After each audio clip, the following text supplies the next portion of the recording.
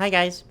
So, I have to be honest, today's video subject is not, how do you say, exceedingly original, because it is a topic I've covered before.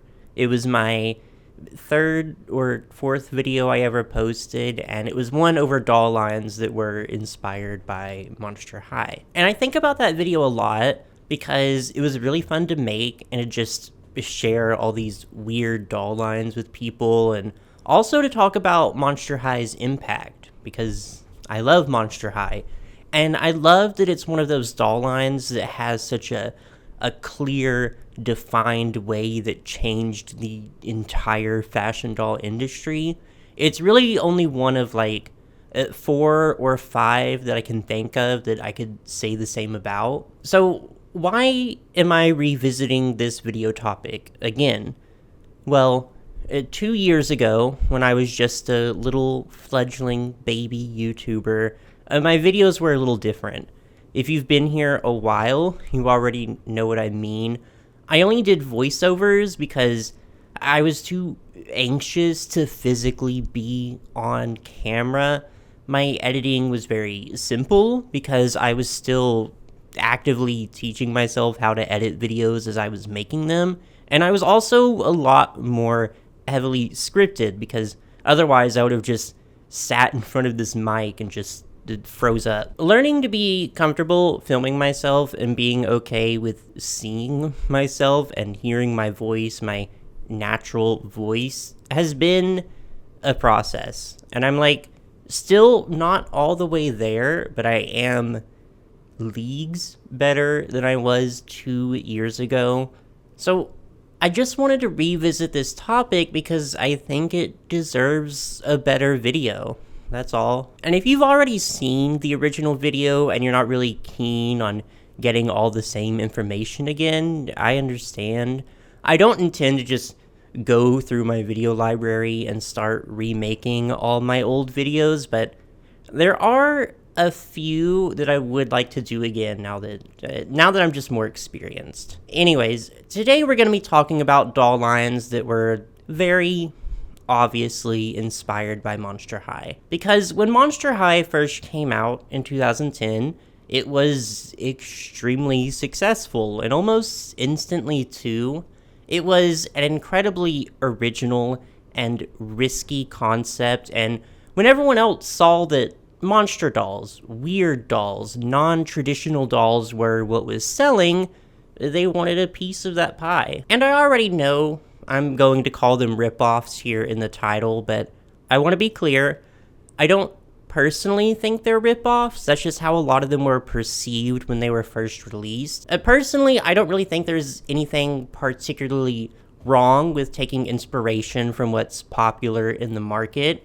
It's a smart thing to do, and this kind of competition leads to some really unique, really interesting products, as we'll see. Also, Monster High, as unique and interesting as it is not the first property to ever feature a school primarily for the children of legendary monsters. I mentioned that in the first video too.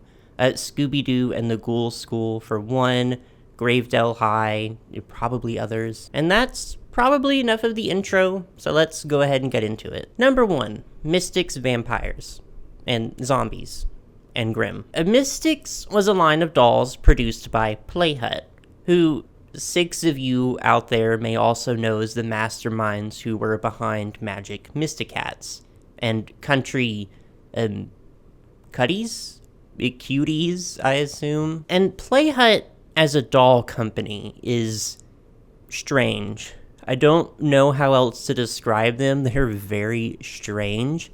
They do have a tendency to make dolls that are inspired by other lines, but they also just take them to the next level, to another world entirely.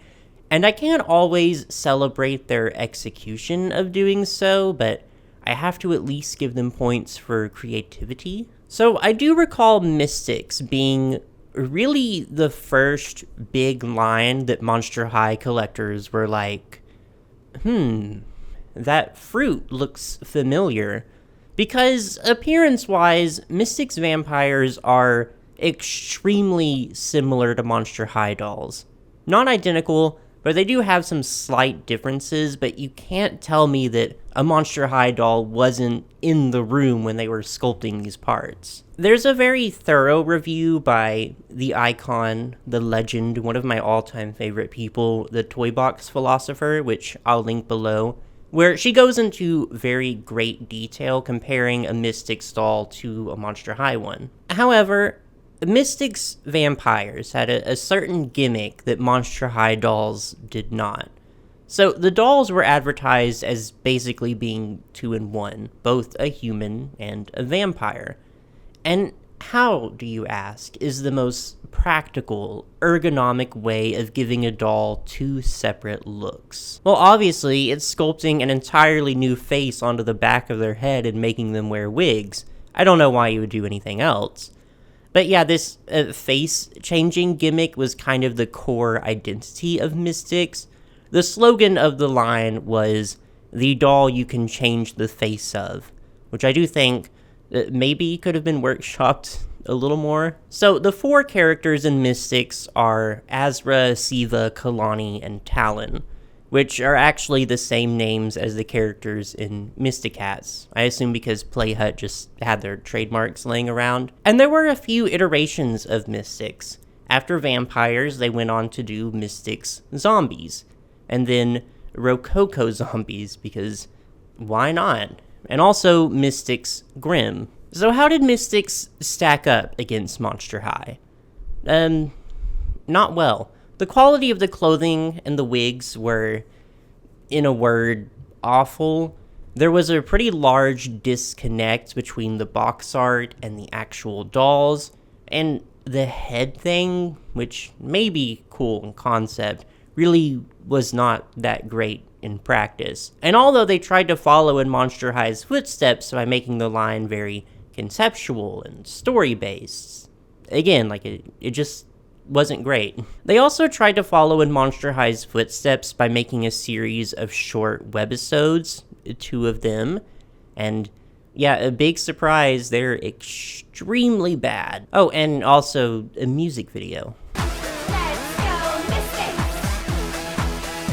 They had a green screen, a $10 costume budget, eyeshadow from Spirit Halloween, and a dream. Anyways, as you can imagine, Mystixx was not exactly a huge, resounding success, and sometime afterwards, Playhut was acquired by the company Basic Fun, and now they primarily focus on, children's play structures.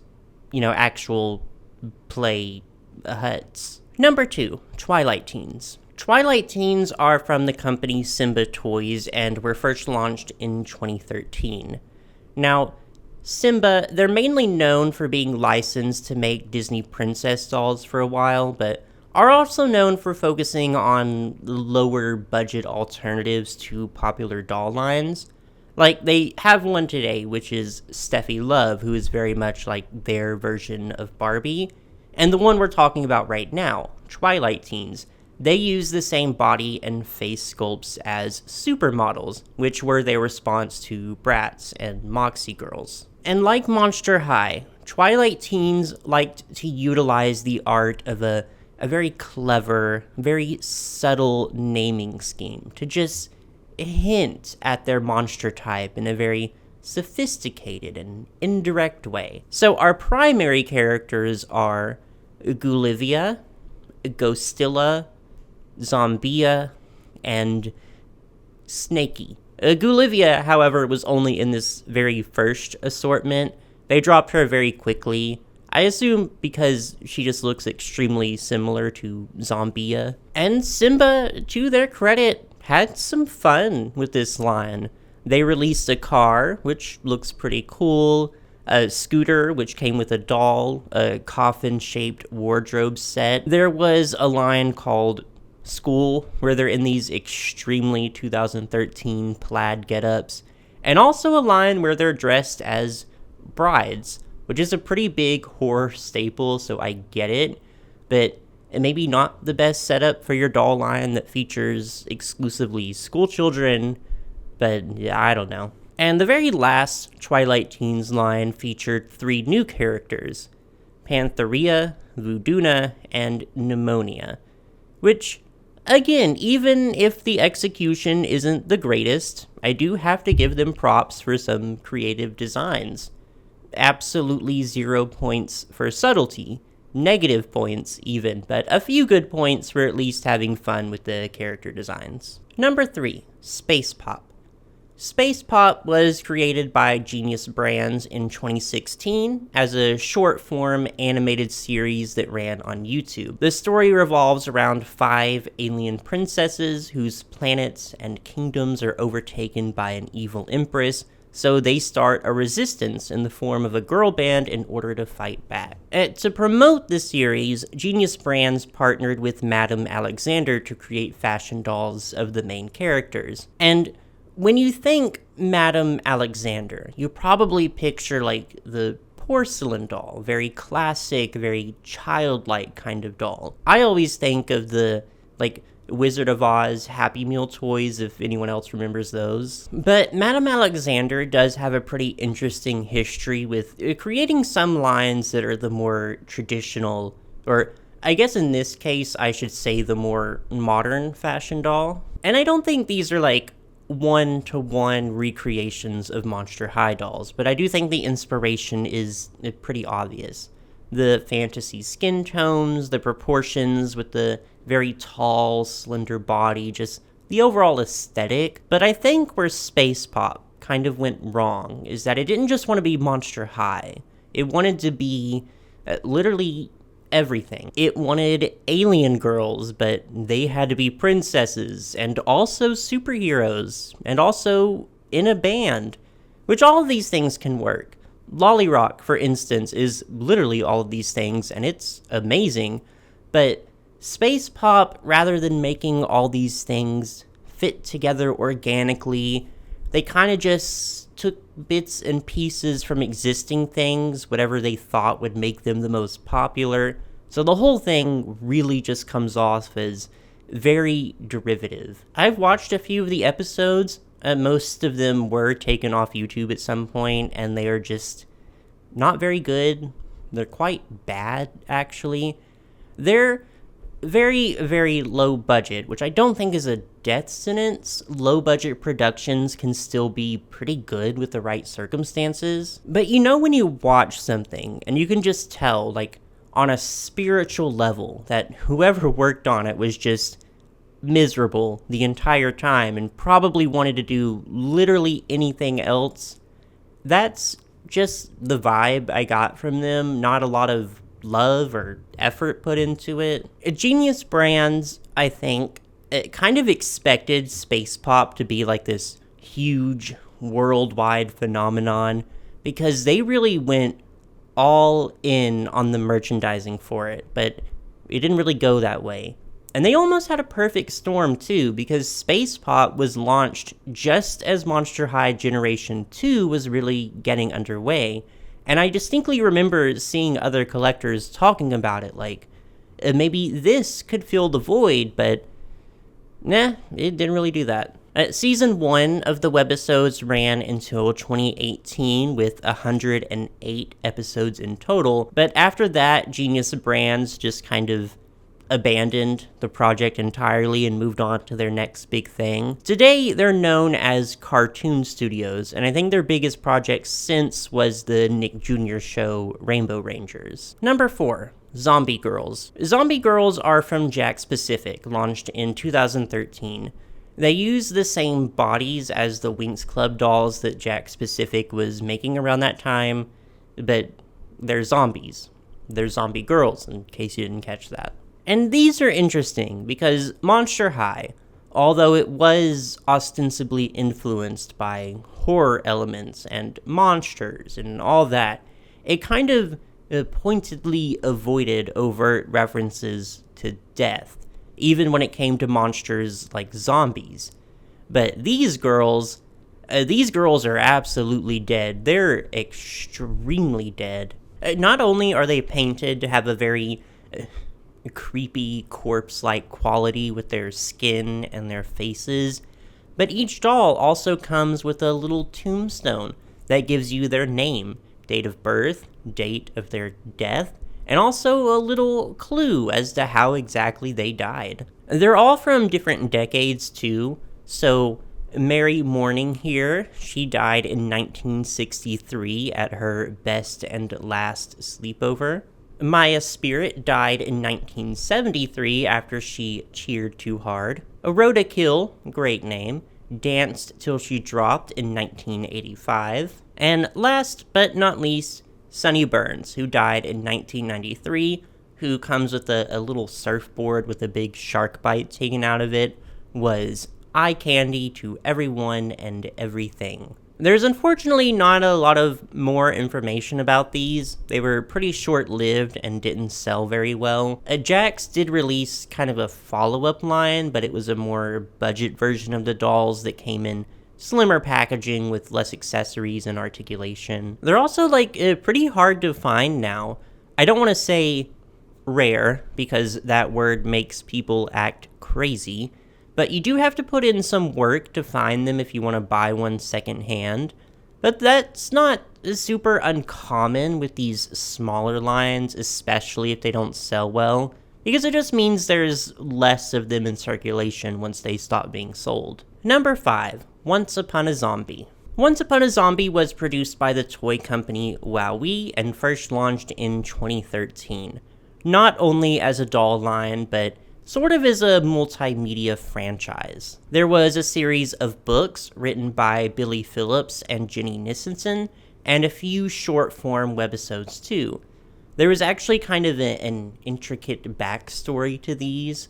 The plot took place in the fairy tale world, where some kind of plague was sweeping through and turning all the fairy tale characters into zombies. The first wave consisted of Cinderella, Sleeping Beauty, Belle, Rapunzel, Snow White, and The Little Mermaid. The second consisted of some re-releases of the first wave with a few changes and only one new doll, Alice.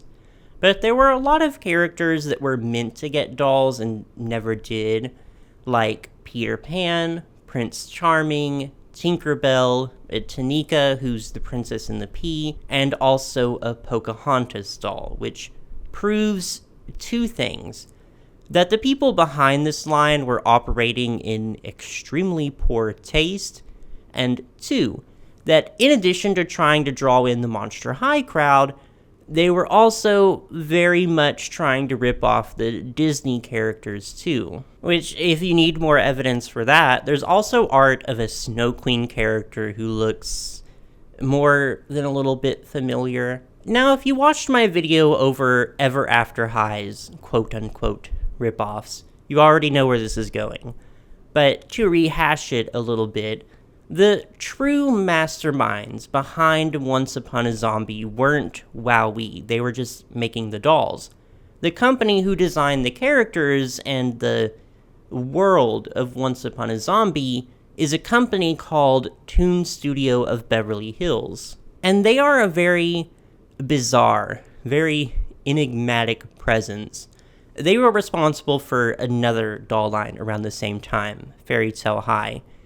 And their entire identity seems to just be making merchandise of fairy tale princesses and seeing how far they can get before Disney slaps them with a lawsuit. I think WowWee kind of caught sight of where this was heading, because they jumped ship pretty quick. The official reason for discontinuing the dolls was that Once Upon a Zombie had strayed from their core values, which I originally took as them just not wanting to focus on fashion dolls, but I do genuinely wonder if they saw Mickey Mouse looming in the horizon and just got out of there as quickly as they could. As for the books, it was intended to be a trilogy, but the third book was never published, and the line keeps, trying to have a comeback.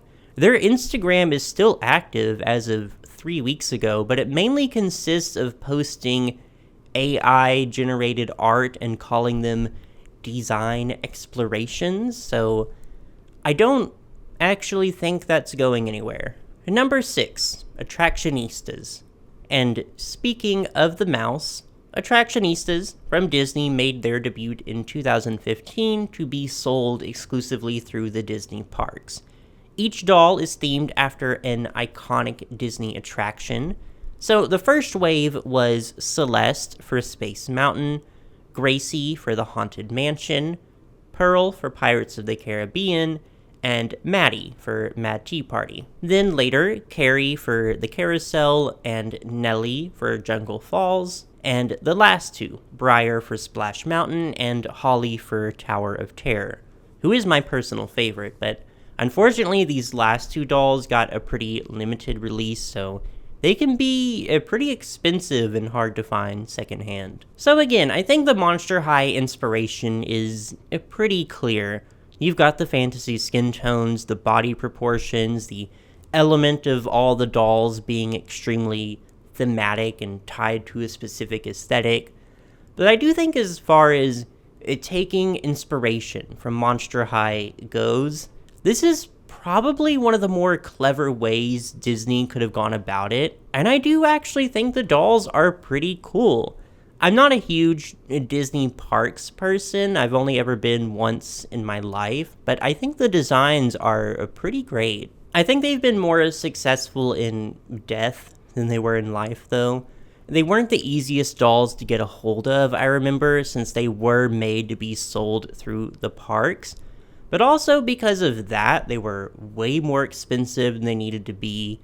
But now we kind of look back on them as a really interesting, really unique line from a weird place in time, and it's easier to appreciate them more for what they are. So I do see these being pretty sought out by collectors. They do seem to have kind of found a spiritual successor in the Disney Illy Forever line, which are also Disney park themed. And originally they were all themed after a specific character, but recently they released fashion packs based on attractions too. Number 7, Bratzillas. Bratzillas from MGA were first announced in 2012, and there's still some debate over whether or not Bratzillas were actually inspired by Monster High.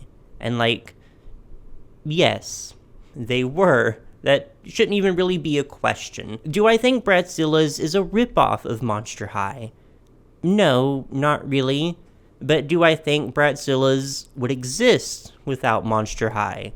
Absolutely not. But as you can imagine, their existence led to some pretty brutal fan wars between Bratz fans and Monster High fans, when tensions were already pretty high between the two. But I'm more of a two cakes kind of person, and I'm allergic to brand loyalty, so. Anyways, like Monster High, Bratzillas takes place in a spooky school setting. But rather than a school for monsters, it was a school exclusively for witches. There's 5 main characters: Meghana, Cloetta, Sasha Bella, Yasmina, and Jade. And the setup is that they're all cousins of the original Bratz characters, which is just so weird to me. Why do they all have cousins with extremely similar names who are the exact same age and also all in a friend group? And in Jade's case, she just has a cousin also named Jade. They could have just made it like an official AU. It's not like Bratz has extremely in-depth lore or anything, but I digress. All the characters have varied personalities and a specific witchy power that is incorporated into their design. Yasmina Clairvoya can see into the future, Cloetta Spilletta can transform people and objects, Meghana Broomsticks can fly, Sasha Bella Paws can talk with animals, and Jade Jador can heal broken hearts. And I do honestly think that Bratzillas were some of the most gorgeous dolls ever made, like hands down. They're extremely beautiful, extremely well designed, and I think the inset eyes just worked so well for them and added so much to the dolls, and some of the eye chips they used were so incredibly pretty. There were some quality issues, like a lot of the dolls were plagued by extremely poor hair quality, but the designs I think really shined through regardless. And a lot of the character designs, too, were so interesting and so conceptual in the way MGA has always been very good at. As some of the later characters, like Vampalina, Ileana Honesty, and Victoria Antique, are honestly just really phenomenal designs to me. I think Bratzillas had such a cool core aesthetic that they stuck to in a way that Monster High never really did. No shade to Monster High, I still love them a lot, obviously. But that sort of thing is just something that MGA historically has always been very good at, so I can give them props there. I do wish that Bratzillas was given a little more time to establish its identity so it could have grown out of just being seen as derivative of Monster High.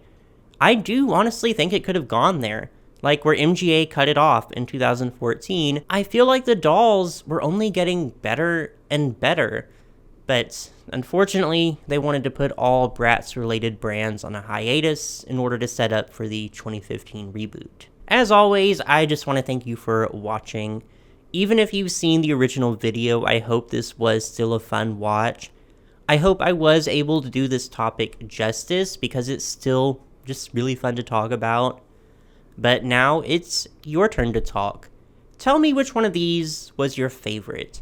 Tell me if you've collected any of these, or let me know if there's a line that you believe was inspired by Monster High that I didn't talk about. And when you're done with all of that, just be sure to like and subscribe for any future fashion doll content. Thank you!